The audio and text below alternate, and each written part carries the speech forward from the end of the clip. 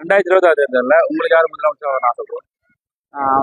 நான் political science student தான் first. அப்படின்னு சூப்பரா. 2026 திரும்பவும் டிஎம்கே வந்தா நல்லா இருக்கும். என்ன காரணம்? டிஎம்கே இந்த காலத்துல பாத்தீங்கன்னா அந்த காலத்துல நமக்கு கல்வியே தரக்கூடாதுன்னு நினைச்சாங்க. இப்போ பாத்தீங்கன்னா கல்வியெல்லாம் ஸ்டாலின் ரொம்ப அதிகமா பண்ணிட்டு இருக்காங்க. அப்புறம் காலை உணவு திட்டம் எல்லாம் சொல்லுவாங்க ஈஸியா, நான் காலை சாப்பாடு தானே எல்லாரும் தான் கொடுக்குறாங்க அப்படின்னு. அது அன்னைக்கு சாப்பிட்ற ஒரு பையன் கிடைக்கிறதா தெரியும் அந்த உணவோட மதிப்பு என்னன்னா அவனுக்கு. ஸோ அதனால ரொம்ப நிறைய டெவலப்மெண்ட் ஆகிட்டு இருக்கு. நான் சென்னையில பொலிட்டிக்கல் சயின்ஸ் ஸ்டூடெண்டா பாத்தீங்கன்னா இப்போ விஜய் கிட்ட எல்லா தொகுதியிலும் நிப்பாட்ட வேட்பாளர் இருக்காங்களா? விஜய்க்கு அரசியல் நாலேஜ் இருக்கானா? அதை நான் கேட்குறேன். கொள்கையில ஆனா கொள்கை என்னன்னா அவங்க கொள்கை இப்போ பாத்தீங்கன்னா திராவிடத்தோட கொள்கை என்னன்னு பாத்தீங்கன்னா சமூக நீதி சமத்துவம்.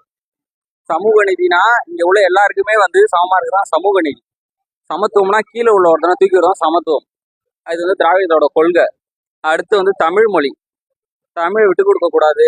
பிஜேபி பாத்தீங்கன்னா தமிழுக்காக தான், இப்ப தமிழை ஒழிக்கிறதுக்காக தான் இப்ப தமிழ்நாட்டுக்குள்ள வராங்க. அதை ஒழிக்கிறதுக்கு எதிராக தான் போராடுறார் ஸ்டாலின். அதனால தமிழ், சமூக நீதி, சமத்துவம் இது எல்லாத்தையும் மேல கொண்டு வரதான் திராவிடம்.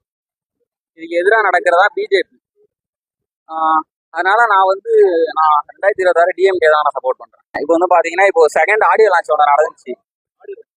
மாநாடுன்னு சொல்றாங்க, ஆனா அது ஆடியோ லான்ச் தான். அது இதே இப்போ கவின் ஆணவ கொலை நடந்திருக்கு, இதே மாதிரி ஓட் ஷோ நடந்திருக்கு.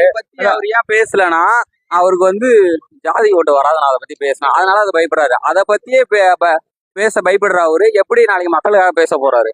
ஓட் ஷோரியை பத்தி கூட பேசலையே. அது கரண்டா பேசணும். அதை பத்தியே பேசுறதுல அவர்னா இப்ப சிஎம் என்ன பண்ண போறாரு 2026